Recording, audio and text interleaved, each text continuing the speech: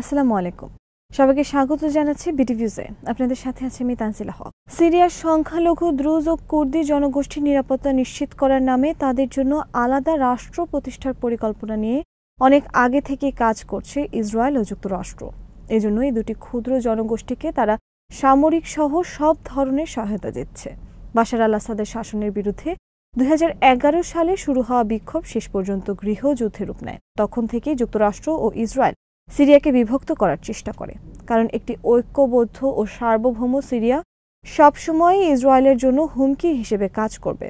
সেই সম্ভাবনাকে শেষ করে দিতেই দেশটিকে বিভক্ত করার পরিকল্পনা নিয়ে কাজ শুরু করে যুক্তরাষ্ট্র ও ইসরায়েল। বিস্তারিত থাকছে মোতালেব জামালির প্রতিবেদনে।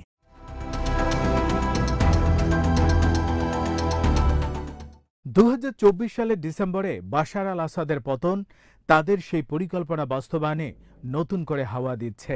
যুক্তরাষ্ট্র ও ইসরায়েল চায় মধ্যপ্রাচ্যে এমন কোনো শক্তি যেন না থাকে যারা এই অঞ্চলে তাদের ইচ্ছার বিরুদ্ধে বাঁধা হয়ে দাঁড়াবে ও তাদেরকে চ্যালেঞ্জ জানাবে। সেজন্যই দেশ দুটি সিরিয়াকে কয়েক খণ্ডে ভাগ করার পরিকল্পনা বাস্তবায়নে উঠে পড়ে লেগেছে। বাশার আল আসাদের পতনের পর পরবর্তী সিরিয়াকে কয়েক টুকরো করে দেশটির সব সম্ভাবনাকে অঙ্কুরেই বিনষ্ট করে দিতে চায় যুক্তরাষ্ট্র ও ইসরায়েল।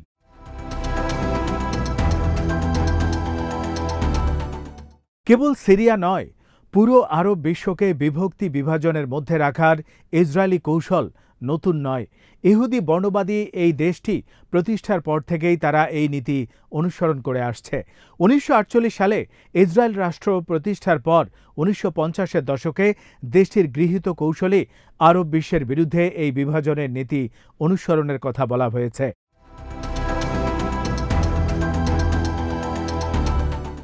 সে সময় ইসরায়েলি পররাষ্ট্র মন্ত্রণালয় ও গোয়েন্দা সংস্থা মোসাদ এর পক্ষ থেকে আরব জাতীয়তাবাদের বিরুদ্ধে ইসরায়েলের নিরাপদ প্রতিরক্ষা ব্যবস্থা হিসাবে একটি কুর্দি রাষ্ট্র প্রতিষ্ঠায় সহায়তা দেওয়ার কথা বলা হয়েছে। কার্যত তখন থেকেই আরব বিশ্বে বিভাজন তৈরির চেষ্টা করে আসছে ইসরায়েল। তারই অংশ হিসেবে সিরিয়াকে জাতিগত ও ধর্মীয় বিভাজনের মাধ্যমে কয়েকটি রাষ্ট্রে ভাগ করার পরিকল্পনা নিয়ে কাজ শুরু করে ইসরায়েল। দেশটির এই পরিকল্পনায় যোগ দেয় যুক্তরাষ্ট্র।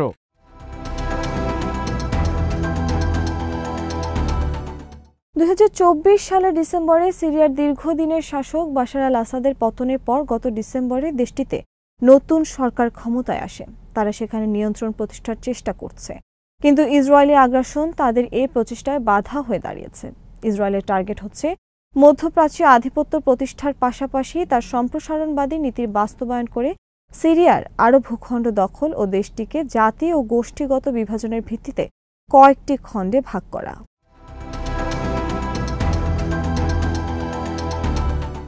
বসে নেই যুক্তরাষ্ট্র। সিরীয় সেনাবাহিনী ও আরব বেদুইন সহ কুর্দি বিরোধী শক্তিগুলোর উপর মাঝে মধ্যেই বিমান হামলার পাশাপাশি সেনা অভিযান চালাচ্ছে যুক্তরাষ্ট্র। দেশটি সিরিয়ায় তার ভূকৌশলগত নিয়ন্ত্রণ প্রতিষ্ঠার পাশাপাশি সেখানে নিজের জ্বালানি ও নিরাপত্তা স্বার্থকে অক্ষুণ্ণ রাখার চেষ্টা করছে। এজন্য তারা দেশটির উত্তর পূর্বাঞ্চলের বিশাল এলাকা দখল করে নিজেদের নিয়ন্ত্রণ প্রতিষ্ঠায় দীর্ঘদিন ধরে কুর্দি বিদ্রোহীদেরকে সামরিক ও আর্থিক সহ সব ধরনের সহায়তা দিচ্ছে।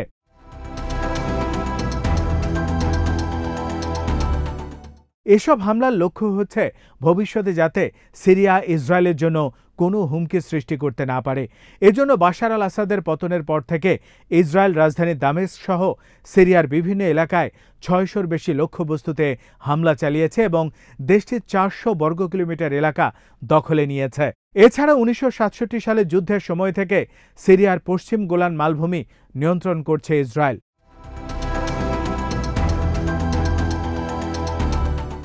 জুলাইয়ের শুরুর দিকে সিরিয়ায় সুয়েদা প্রদেশে সংখ্যালঘু দ্রুজ এবং আরব বেদুইনদের পাল্টাপাল্টি অপহরণের ঘটনাকে কেন্দ্র করে সেখানে দুই পক্ষের মধ্যে ব্যাপক সহিংসতা শুরু হয়।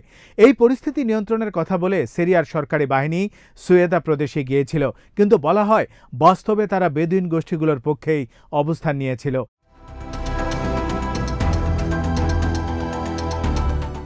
বিভিন্ন মিডিয়ার খবরে বলা হয়েছে সরকারি সেনাদের কেউ কেউ বেসামরিক দ্রুজদের হত্যা করছে এবং ঘরে আগুন দেওয়ার পাশাপাশি লুটপাট করেছে।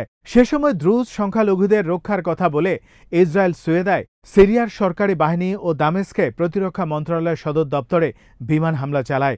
দেশটি বলছে দ্রুজ সংখ্যালঘুদের রক্ষা এবং উত্তর সীমান্তের নিরাপত্তা হুমকি প্রতিরোধ করাই সিরিয়ায় তাদের হামলার মূল উদ্দেশ্য।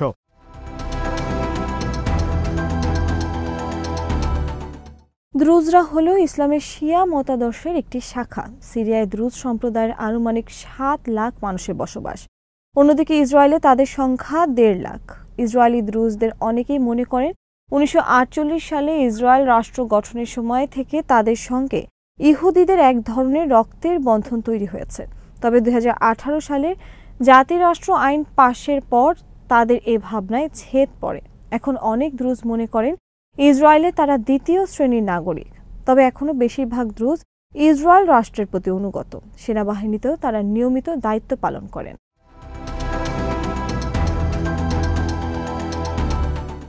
ইসরায়েলের কিছু বিশ্লেষক মনে করেন সিরিয়ায় ইসরায়েলের সাম্প্রতিক হামলাগুলো সম্ভবত পুরোপুরি দ্রুজদের রক্ষার উদ্দেশ্যে নয়, বরং এর পেছনে ইসরায়েলি সরকার ও সংকটে থাকা বেঞ্জামিন নেতানিয়াহুর ব্যক্তিগত ও রাজনৈতিক উদ্দেশ্যেই বেশি রয়েছে।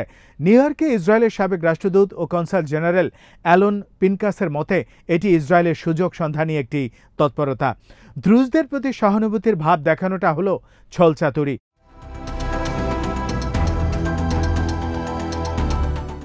পিনকাস সিরিয়ায় ইসরায়েলি সাম্প্রতিক হামলার পেছনে কয়েকটি উদ্দেশ্য থাকার কথা বলেছেন, যেমন নেতানিয়াহু যুদ্ধকালীন নেতা হিসেবে নতুন করে নিজের ইমেজ গড়ে তুলতে চান। এর মাধ্যমে তিনি যুদ্ধকে ইস্যু করে ক্ষমতা আঁকড়ে রাখার চেষ্টা করছেন। পাশাপাশি গত 23 মাসে শুধু সামরিক শক্তির মাধ্যমে মধ্যপ্রাচ্যকে পুনর্গঠনের ভ্রান্ত ধারণা জোরদার করার চেষ্টা করছেন। পিনকাস বলেন, নেতানিয়াহু চান না সিরিয়ার একটা শক্তিশালী কেন্দ্রীয় সরকার থাকুক, বরং তিনি চান একটি দুর্বল রাষ্ট্র যার এক অংশ কুর্দিদের ও অন্য অংশ দ্রুজ ও বেদুইনদের নিয়ন্ত্রণে থাকবে। এতে করে ইসরায়েল দক্ষিণ সিরিয়ায় নিজের ইচ্ছে মতো যা খুশি তা করতে পারবে।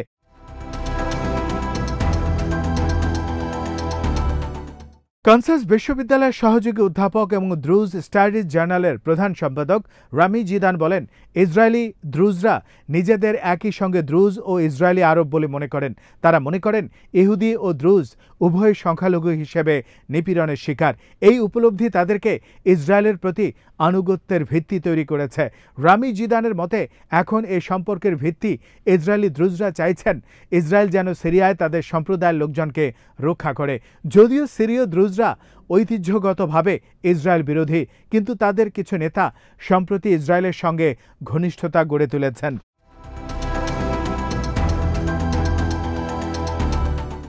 ইসরায়েলের হামলার পর জনগণের উদ্দেশ্যে দেয়া ভাষণে সিরিয়ার প্রেসিডেন্ট আহমেদ আল শারা বলেন, সিরীয় জনগণের ঐক্য ভেঙে ফেলার চেষ্টা করছে ইসরায়েল। তারা সিরিয়ার স্থিতিশীলতাকে ক্রমাগত লক্ষ্যবস্তুতে পরিণত করছে এবং বাশার আল আসাদের পতনের পর থেকে সিরীয়দের মধ্যে বিভেদ তৈরি করেছে। দ্রুজ জনগোষ্ঠীর মানুষদের রক্ষা করা সিরিয়ার সরকারের অগ্রাধিকার। দ্রুজদের বিরুদ্ধে সহিংসতাকারীদের জবাবদিহির আওতায় আনারও প্রতিশ্রুতি দেন তিনি।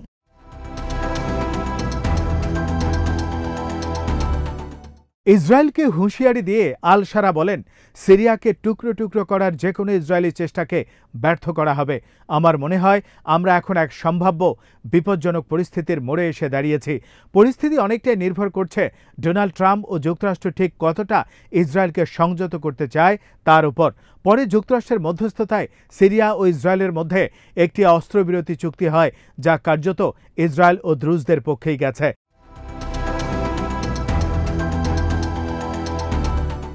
দোহা ইনস্টিটিউট ফর গ্রাজুয়েট স্টাডিজের মিডিয়া স্টাডিজ বিভাগের মোহাম্মদ আল মশরির মতে, সিরিয়ার অন্তর্বর্তীকালীন প্রেসিডেন্ট আহমেদ আল শারা তার ভাষণে ইসরায়েলকে একটি কড়া বার্তা দিতে চেয়েছেন। তিনি বলেছেন, সিরিয়া যুদ্ধ চায় না, তবে সিরিয়ার সঙ্গে কেউ যুদ্ধ করলে অবশ্যই তাকে তার মাসুল দিতে হবে। যুদ্ধ শুরু করা সহজ, কিন্তু যুদ্ধের ফলাফল নিয়ন্ত্রণ করা কঠিন।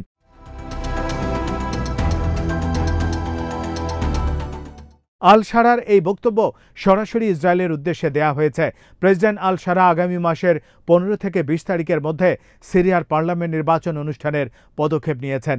এই নির্বাচনের মাধ্যমে সিরিয়ায় বিভিন্ন জাতিগোষ্ঠীর মধ্যে কতটুকু সংহতি প্রতিষ্ঠিত হয় সেদিকেই নজর রাখছেন পর্যবেক্ষকরা।